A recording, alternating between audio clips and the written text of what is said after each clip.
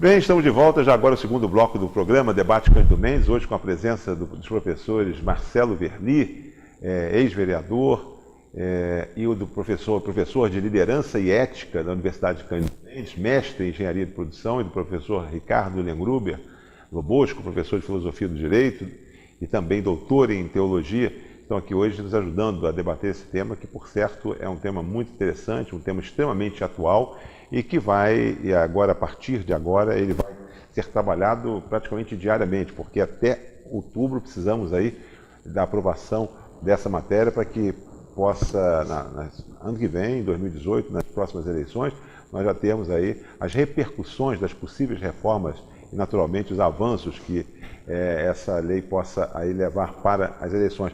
Professor Ricardo, é importante nós agora já entrarmos fizemos a chamada contextualização, levamos ao telespectador o que vem a ser essas questões, mas eu acho que é importante nós falarmos o seguinte: vamos agora definir o Brasil, pintar um quadro do que vem a ser efetivamente o Brasil. Como é que é efetivamente esse comportamento, quer dizer, esse regramento, e hoje como é pintado? As pessoas falam, muitos partidos, muita gente, muitos congressistas, muitos municípios. Acho que agora nós temos que entrar por aí falando, uma eleição, por exemplo, nós temos normalmente numa eleição 30 mil candidatos no país, né? Agora passar para o telespectador essa questão, vamos posicionar. Se você me permite, Roosevelt, eu queria pegar carona no que o professor Marcelo disse no bloco anterior sobre a experiência brasileira na democracia ser semelhante a voos de galinha, né? Se a gente parar para pensar, há menos de 130 anos, nós éramos um império ligado a Portugal. Deixamos de ser um império com um golpe impetrado no país por setores militares e setores civis que eram anti-escravagistas, etc. Essa experiência durou no Brasil pelo menos até 1930, quando assume Getúlio Vargas. De Getúlio para frente, Roosevelt, nós tivemos uma experiência, primeiro, aparentemente democrática e que, com 7 anos de governo, se tornou uma ditadura, que termina com o suicídio do presidente, né? Depois a gente tem um lapso de tempo muito pequeno, com uma série de intempéries, uma série de vai e voltas, digamos assim, no cenário político. É o tempo de Juscelino Kubitschek, por exemplo, que mais adiante, com uma nova eleição, nós entramos novamente, nós estamos na década de 60, com uma ditadura civil-militar que dura pelo menos 20, 21 anos no Brasil, e quando ocorre a abertura, nós estamos há um pouco mais de 30 anos, não é isso? De 85 até 2007. Nessa abertura, havia clareza do seguinte: quem é contra a ditadura e quem é a favor da ditadura, não é?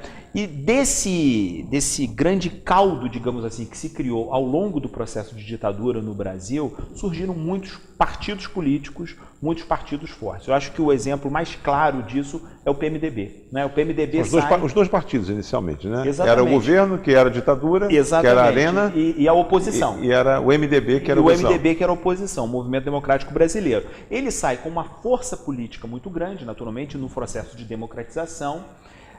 Ocorre, no entanto, e o Marcelo lembrou isso bem no último bloco também, que todas as eleições ocorridas no processo de abertura do país foram eleições, todas elas, sem exceção nenhuma, de alguma maneira mergulhadas em crises institucionais, em crises políticas muito sérias.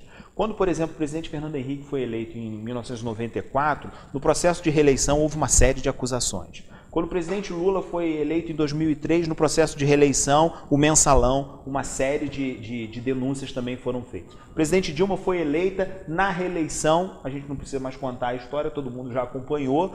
Nós estamos de lá para cá, de 2014 para cá, o Brasil afundou completamente numa crise institucional, numa crise de representatividade, e a reboque disso, uma crise no poder de compra das pessoas, uma crise econômica muito séria, desemprego e tudo mais, e denúncias vindas do Poder Judiciário, do Ministério Público Federal, da Polícia Federal, que estão desmontando, digamos assim, setores importantes do país. Setor da construção civil, setor petrolífero e tudo mais. Então, Roosevelt, eu não sei se é exatamente esse o rumo da prosa que você pensava, mas o país precisa de reformas, não é? A questão é, quem faz essas reformas, ou quem tem as canetas na mão para empreender essas reformas, tem condições institucionais de representação para fazê-las da forma que a gente precisa? Me permita uma ilustração. O carro está andando, tem que trocar o pneu, mas é o próprio motorista que tem que trocar o pneu. Eu vou mais longe. Está na hora da gente reinventar a roda. Não é porque estamos mergulhados. Pois não, Marcelo? E aí, pegando o gancho na fala do professor Ricardo, a gente retorna mentalmente ao dia da votação do impeachment na Câmara dos Deputados, de 2 da tarde aproximadamente, 14 de abril de 2000 até meia-noite. 500 e tantos deputados desfilaram, né, e falaram. Somente uma ausência, a da Clarice. E aquilo gerou um choque, aquilo causou um choque na população brasileira. Não havia, talvez, um entendimento da qualidade da nossa representação.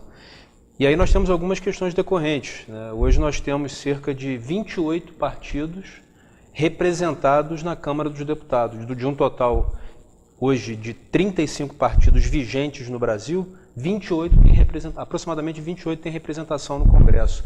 Isso gera uma pulverização absurda dentro de um regime onde você não consegue encontrar um direcionamento porque falta liderança. Falta liderança. Hoje não há legitimidade, por exemplo, em quem está na presidência da República. Independente de discussões se houve ou se não houve golpe, mas o fato é que a população, de uma maneira geral, até pelas pesquisas de intenção de voto, apontam uma absoluta falta de credibilidade do mandatário maior da nação nesse momento. Acho que nós vamos chegar lá, né, Ricardo, com relação a essa coisa da falta de liderança, da construção de liderança, coisa nesse sentido. Marcelo falou em liderança, são 2 temas que nós não podemos abrir mão, aí daqui a pouco nós vamos chegar lá com relação à liderança e com relação à fragmentação, né? Quer dizer, grandes países, né, que têm maturidade já, né, para a democracia, tem 2, 3 partidos e tal, que se consolidam e se enfrentam.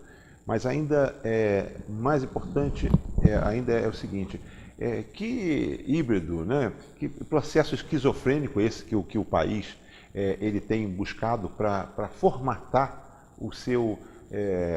a sua identidade. Acho que essa é um pouquinho, porque aí estamos falando de todos nós. Estamos falando aqui, somos 3 aqui, temos o pessoal da equipe, então estamos falando já de mais de 30 partidos, 35 partidos hoje, e tem mais acho que 20 e poucos ainda na fila de espera. Na fila de espera. Então, mas que processo é esse? Quer dizer, nós não nos assemelhamos também a muita. Quer dizer, isso faz parte da latinidade, isso faz parte. O que efetivamente acontece? E outra coisa, essa coisa do brasileiro, ele tem muito aquela coisa de buscar culpados, né? Encontrar o responsável pela crise, né? Identificar que a classe política não presta, identificar que os economistas. O que é esse híbrido que a gente. Na verdade, Roosevelt, a mim me parece o seguinte, quando o professor Marcelo diz que 70% de quem está eleito no Congresso Nacional foi eleito pelos 10 principais grupos econômicos brasileiros, isso já é um tiro de morte na tese da representatividade, ou seja, não há representatividade, não é? Porque foram eleitos graças a montantes vultuosos de recurso que não são exatamente a vontade da população, a vontade do eleitorado. Uma campanha política bem feita, ela induz votos. A experiência do presidente norte-americano recentemente eleito, o Donald Trump, mostrou isso claramente. Eles foram manipulando, entre aspas, né, manuseando, melhor dizendo, dados e informações, a forma como o público respondia, para então formatar o discurso do presidente e ele poder reagir e conseguir votos e tudo mais, sob demanda, né? Ou seja, a tese da representatividade, ela fica ferida de morte. Agora, quando você pergunta... Tem uma coisa séria que eu queria trazer para o telespectador entender, porque você passou, o Marcelo trouxe a questão, 70% as 10 maiores empresas do Brasil ajudaram no financiamento, e isso naturalmente traz a vinculação. Aí cria-se as chamadas bancadas, que são as bancadas próprias. A Operação Lava Jato está mostrando isso com clareza, ou seja, o setor de construção civil no Brasil, ele é umbilicalmente ligado ao Estado brasileiro. Ele depende do Estado para sobreviver, o Estado não governa sem o dinheiro, mas esse dinheiro sai da onde, na verdade? Das licitações, das grandes empresas público-privadas, não é? Corrupção no país... houve aí um pré-candidato a presidente da República que disse isso muito claro recentemente, né? A corrupção não é do setor público. Né? Quando ele pergunta assim, mas e a Odebrecht? A Odebrecht é pública ou privada? É privada. Bom, então está respondido. Né? Corrupção parece que é algo que tem a ver com a cultura brasileira. E aí, quando você perguntou, isso tem a ver com a latinidade, você já parou para pensar, Rose? Eu faço sempre uma brincadeira com meus alunos, que é o seguinte, indivíduo que nasce em Portugal é português, norueguês, japonês, ou então argentino, americano, boliviano.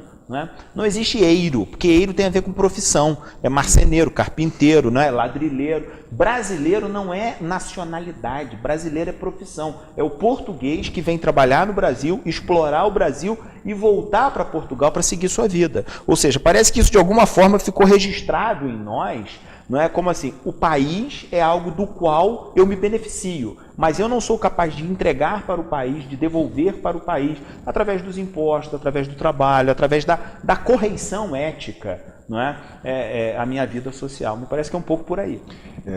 Estamos chegando já ao final do segundo bloco e vejam como uma coisa, quando é dinâmica, o tema desperta interesse. Naturalmente, os debatedores eles têm a fluência e o domínio e o conhecimento para o debate, as coisas vão acontecendo e com muita rapidez. Eu acho que nós vamos, deixando agora para o terceiro e último bloco, efetivamente, as reformas, a proposta das reformas, que serão as mais importantes abordadas aqui. Não saia daí e você vai ter a surpresa com relação ao que vem pela frente e, por certo, você vai começar a discutir, porque isso tem prazo, está bastante acelerado, para que essas reformas possam ser aprovadas, ou emendadas, ou o que for. Não saia daí, daqui a pouco a gente volta. Até já.